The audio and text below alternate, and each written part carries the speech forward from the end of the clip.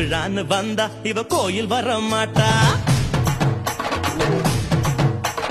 திருவிழான்னு வந்தா இவ கோயில் வர மாட்டா. அரிச்சந்திரம் போல இவ போய் பேச மாட்டா. கண்ணகிய போல இவ கோவப்பட மாட்டா. இன்னொரு விஷயம் கேளு. என்ன என்ன என்ன நீ இன்னொரு விஷயம் கேளு.